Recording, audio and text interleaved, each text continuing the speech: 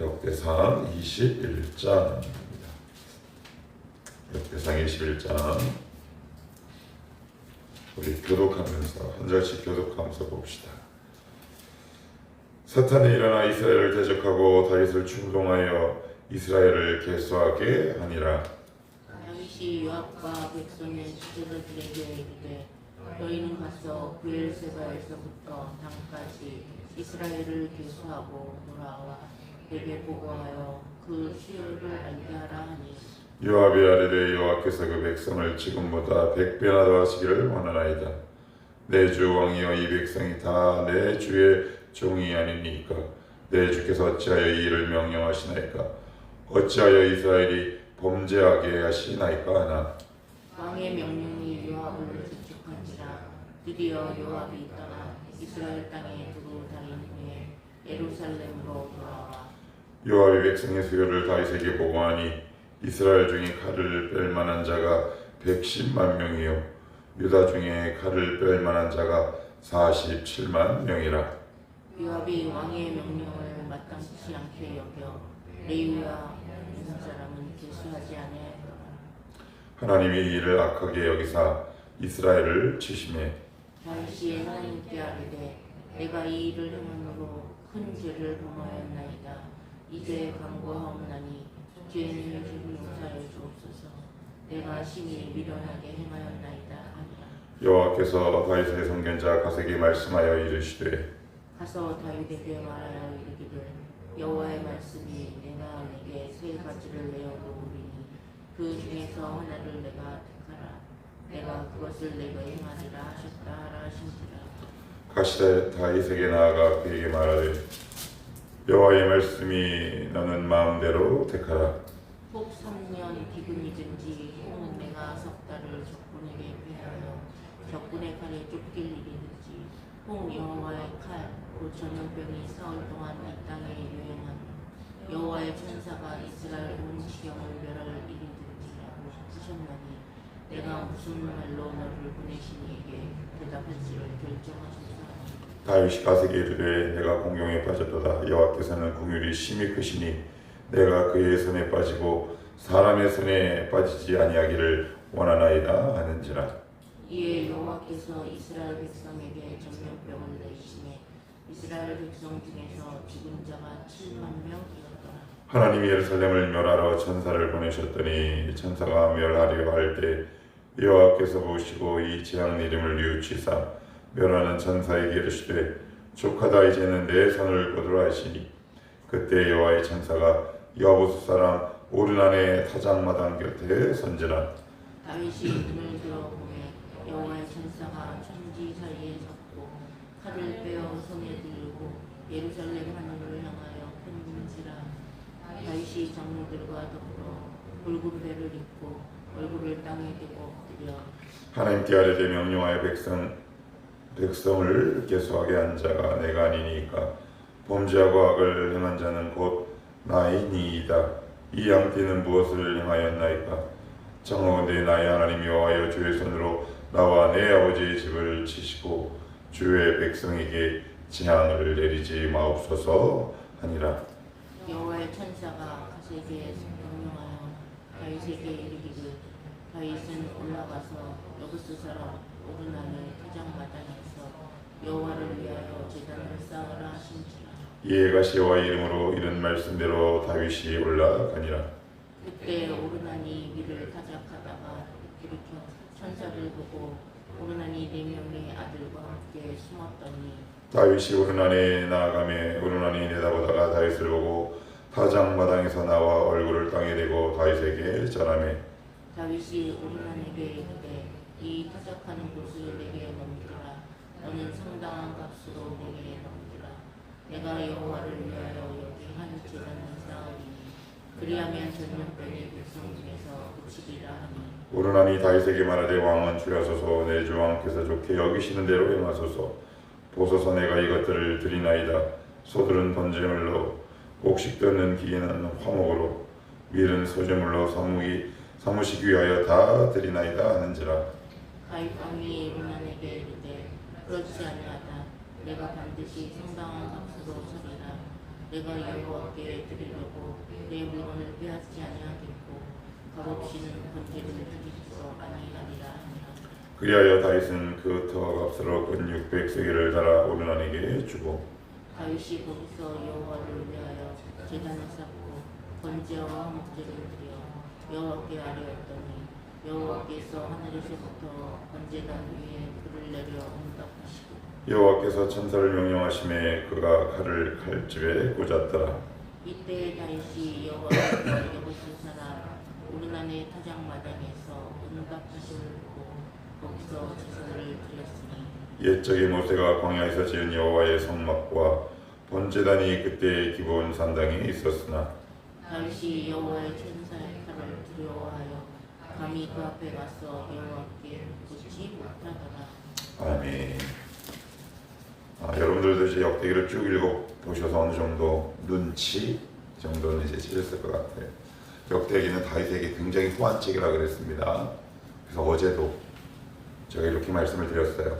바세바 가는 압살롬의 반역, 암논과 다만 치욕적인 다윗의 스토리들이 다 기록되지 않았어요. 하여튼 포로에서 돌아온 이스라엘 백성들에게 다윗만큼 힘을 북돋아 줄 영웅적인 서사를 갖고 있는 사람은 없겠지요. 그래서 이 역대기 기자는 다윗을 띄우는데 굉장히 주력을 합니다. 그 가장 결정적인 예가 어저께다 제가 이렇게 말씀을 드렸어요. 우리 여기서 좀 이 지점에서 우리가 고민을 좀 해봐야 할 것 같아요.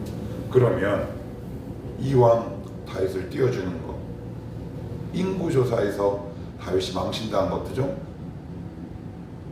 기록하면 어떨까라는 생각 안 해보시나요? 이 생각을 반드시 하셔야 돼요.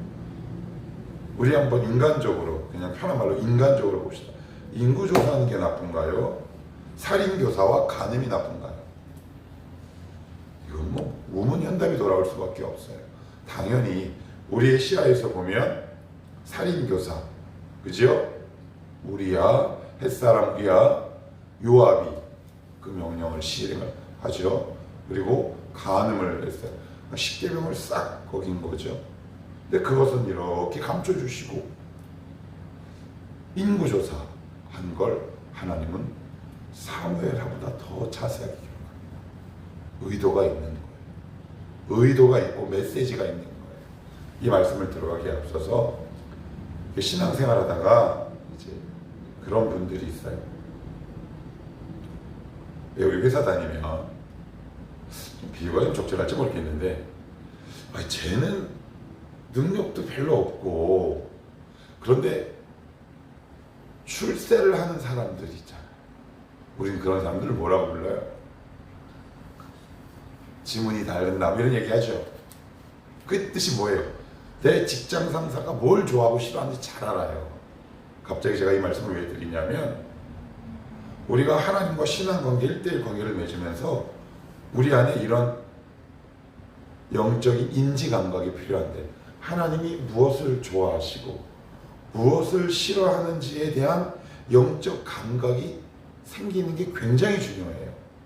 안 그러면 되게 지혜 없게 예수 그리스도를 믿어요. 하나님을 신앙해요.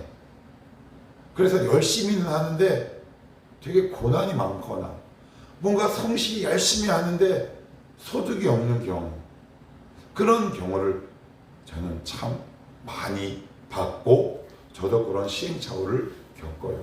왜 제가 이런 말씀을 드리는지 한번 말씀을 살펴보면서 우리 은혜를 한번 나눠봅시다. 그러면 다윗은 하나님은 뭐가 이렇게 이 부분이 싫으셨던 걸까요? 뭐가 이렇게 하나님을 화나게 해서 이스라엘 백성이 7만 명을 죽게 하셨을까요? 한번 이유를 살펴보는데 1절 사탄이 일어나 이스라엘을 대적하고 다윗을 충동하여 이스라엘을 계수하게 아니라 사무엘 하에는 조금 달라요. 그런데 크게 중요하지 않아요. 사탄이 일어났다 그래요. 사탄이 왜 일어났어요? 여긴 아예 대놓고 사탄이라고 얘기하죠. 보통은 블레셋이 일어나 뭐 이렇게 표현할 수도 있는데 아예 히브리 원어로 사탄이라고 딱 명시합니다. 왜 이렇게 사탄이 일어나요? 그 동기를 다윗이 제공한 거예요. 제가 그래서 이 비유 여러 번 드리잖아요. 칼빈의 기독교 강요에 나오는 아주 유명한 얘기예요.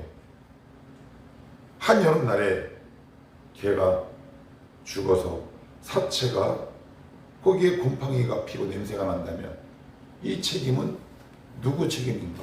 날치 책임인가요? 죽은 개에게 그 책임이 있는 거죠. 사탄이 일어났다라는 말은 다윗이 어떤 이유에 있어든지 그 명분과 이유를 제공한 거죠. 지금 그 이야기를 하고 있어요. 이제 가장 중요하게 오늘 우리가 깊이 살펴볼 게 뭐냐면 2절이에요. 다윗이 누가 시작해요? 다윗이 누구에게 명령해요? 요압에게. 어디서부터 어디까지요? 브엘세바에서부터 단까지. 그러면 이게 왜 이렇게 하나님 모시기에 악했는가? 민수기를 보시면 돼요. 민수기 1장. 아침에 잠도 아주 좀 들깨고 해서 찾아보면 잠이 아마 섞일 것 같은데 민수기입니다. 민수기 1장. 민수기는 영어 제목으로 Numbers잖아요. 민수기에는 두 번의 인구 개수가 나오죠. 근데 그것과 이것이 어떤 근본적인 차이가 있길래, 자, 민수기 1장 1절입니다. 자, 같이 한번 봅니다. 1장 1절 2절 3절까지 2절 3절까지 봅니다. 너희는 이스라엘 자손의 모든 회 중 각 남자의 수를 그들의 종족과 조상의 가문에 따라 그 명수대로 계수할지니 이스라엘 중 20세 이상으로 싸움에 나갈 만한 모든 자를 너와 아론은 그 진영별로 계수하되. 여기 보시면 1장 1절에도 여호와께서 그래요. 여호와께서 누가요? 하나님이 하셨어요. 하나님이 하셨다고요. 누구에게? 모세에게. 그래요. 모세에게. 그래서 그 방법이 뭐냐면 이렇게 되어 있어요. 3절. 이스라엘 중 20세 이상으로 싸움에 나갈 만한 모든 자를.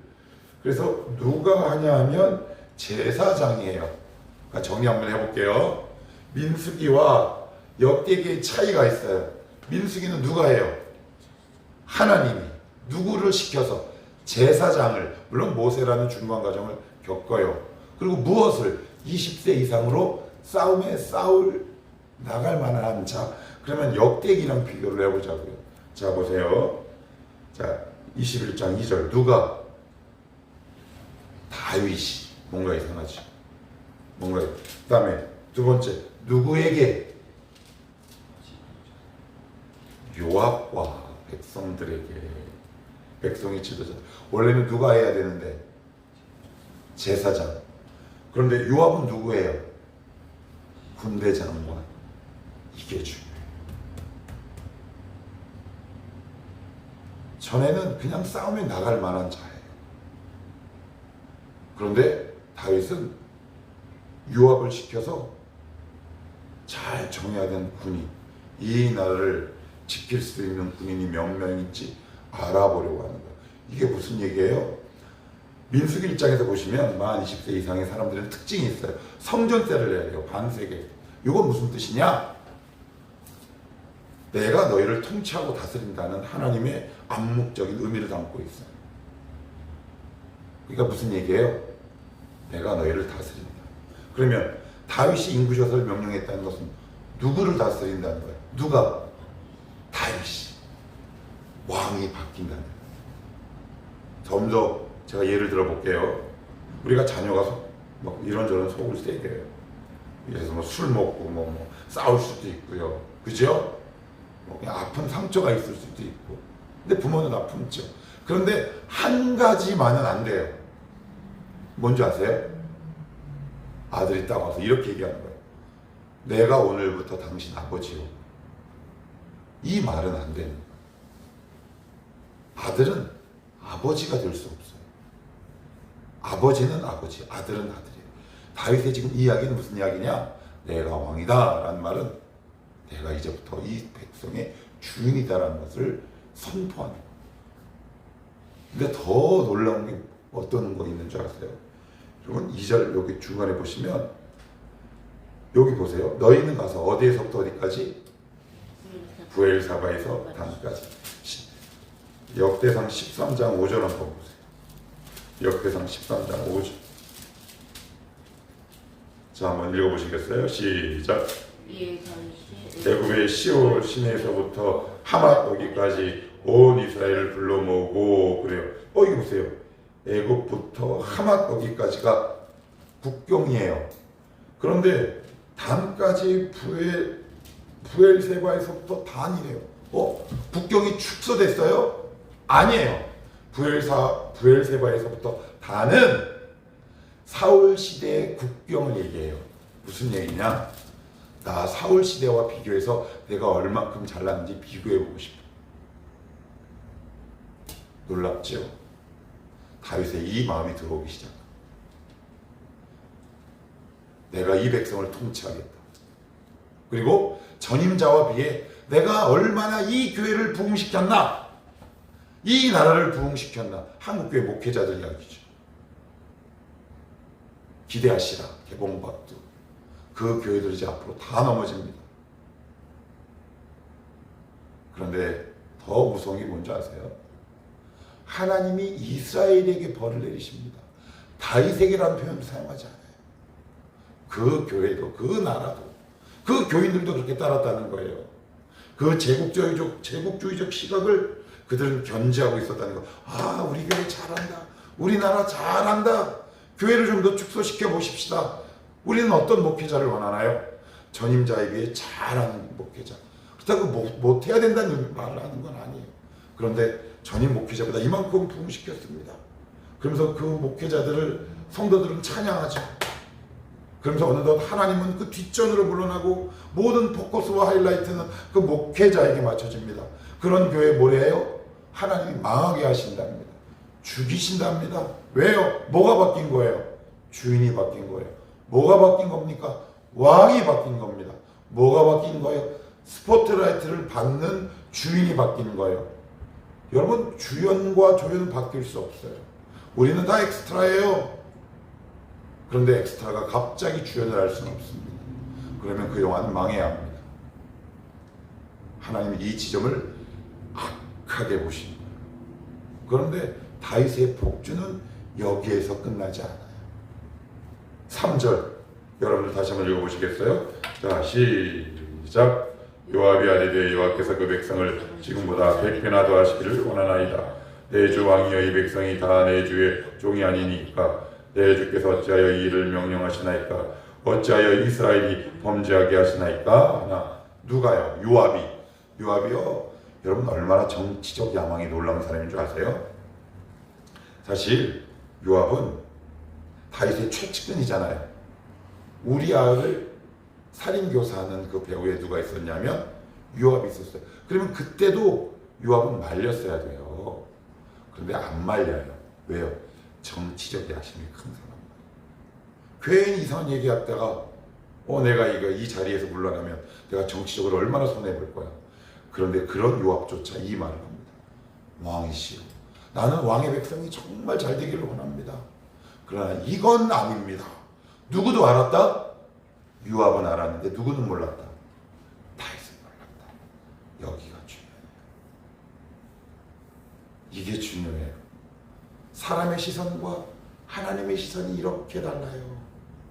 우리는 수많은 사람들에게 윤리적인 범죄를 한 사람이 손가락질하지만 하나님은 우리를 평가하실 때 다르게 평가하신다.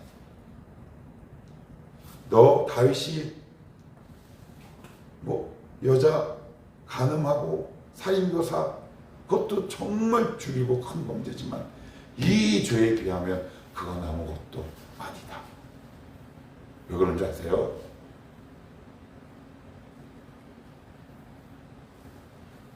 다윗이 왕이 됐다는 이야기는 이미 그 안에 하나님이 안 계세요. 모든 도덕적이고 윤리적인 범죄는 하나님의 왕되심을 거부하는 순간부터 시작돼요. 그러니 이게 더 중요할 수밖에 없어요. 이 죄가 더 크다라는 문제 이전에 우선순위의 문제를 얘기하고 있는 거예요. 여러분, 시간 관계상 찾지는 않을게요. 로마서를 보시면 이런 표현이 나와요.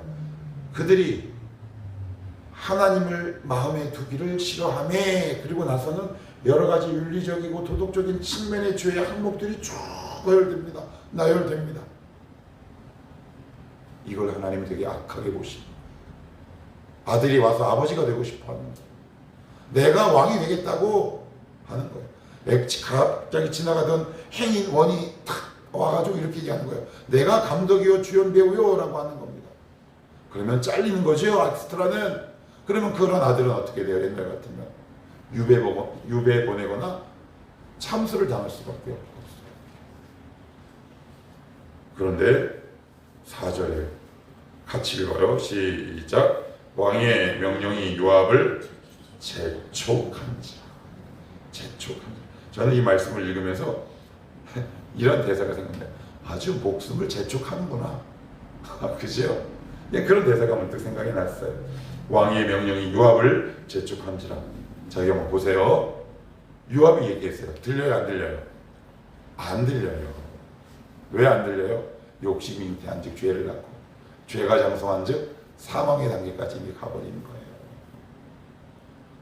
하나님은 우리에게 끊임없이 말씀하세요. 첫 번째는 무엇을 통해요? 말씀을 통해. 그래서 잘 안 들릴 때 있잖아요, 사람이라. 그러면 주변에 하나님께서 보내신단 말이에요. 요압을 보내고 갓을 보내고 나단을 보내고 여러 가지 상황과 사건을 보내고 아니면 그 교회 담임 목회자가 될 수도 있고 아니면 한 교회 공동체에 그래도 기도하려고 애쓰는 사람이 있어요. 그래서 하나님 누군가를 그에게 이렇게 보내십니다. 야, 그건 좀 아니지 않냐? 그런데 망한 사람의 특징이 있지요. 결국 사람의 말마저 안 듣습니다. 그리고 나서는 다윗은 혹독한 대가를 치릅니다. 혹독한 대가를 치워. 이게 되게 안타까워요. 여러분, 사람이 하나님께 보내서 할 때 좀 들어주세요. 망해요. 저 집사님이 이런 말 안 하는 사람인데 왜 A라는 집사님도 이야기하고 B라는 오빠도 나한테 이런 이야기를 하지? 그러면 그때 빨리 모셔야 돼요. 그런데 망하려니까 어때요? 집안에 개도 안 짖는다고 얘기하잖아요. 다윗은 재촉해요.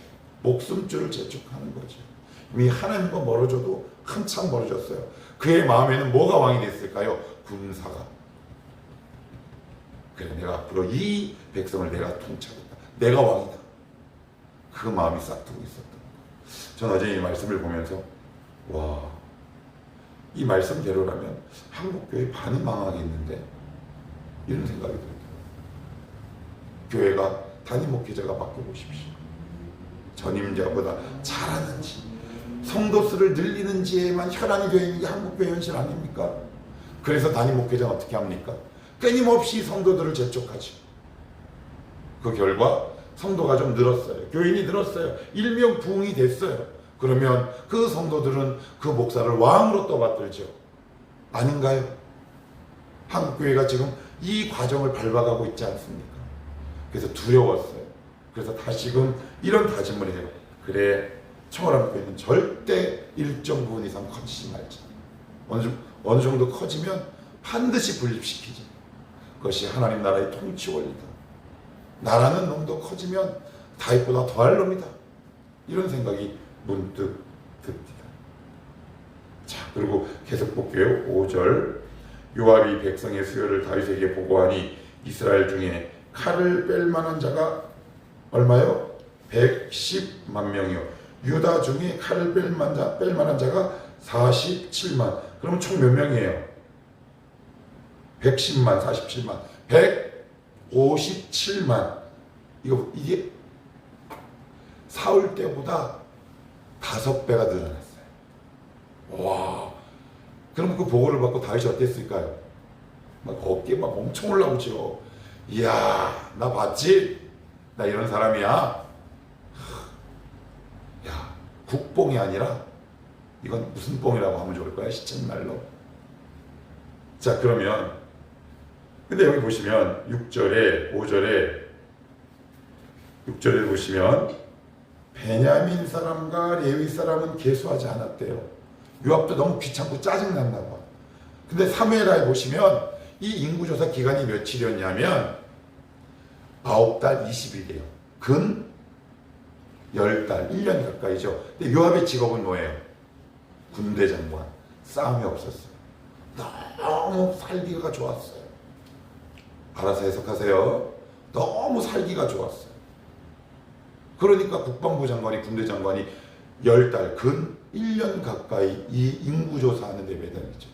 군대 장관이 여기에 매달릴 일입니까? 그만큼 할 일이 없었던 거죠. 너무 먹고 살기 좋으면, 옛 어른들 말로 배에 기름이 끼면, 시간 많고 돈 많으면 인간은 뭐예요? 죄져요. 그런데 요즘 현대인들의 비전이 뭐예요? 시간 많고 돈 많은 게 꿈 아니에요? 그런데 인간은 그러면 타락한답니다. 여기서 좀 더 재미있는 사실은 학자들은 이렇게 얘기해요. 157만, 레위랑 베냐민까지 합쳤으면 거의 180만에서 190만. 그러면 이거만 있나요? 여자, 안여자까지 포함하면 약 700에서 800만. 지금 이스라엘 인구가 560만입니다. 3000년 전에 700만, 지금이 560만이에요. 많게는 580만. 어마어마한 거예요. 3000년 전에 지금의 인구보다 많다는 이야기는 그만큼 다윗이 부국의 길을 가고 있었어. 그 정점에서 다윗은 타락합니다. 지금 그 이야기를 우리가 알려주고 싶어요. 그래서 혹독한 대가를 치릅니다. 정리합시다. 하나님은 우리의 영원한 통치자십니다. 하나님 나를 다스려 주시옵소서. 무슨 일이 있어도 주님의 주님 되심을 포기하지 않게 하옵소서. 하나님, 내가 못 살 때에도 잘 살 때에도 주님만 따라가며 걷게 하옵소서. 이런 고백과 기도 제목이 우리의 계속되는 기도 제목이 되어야 할 줄 믿습니다. 기도합시다. 하나님,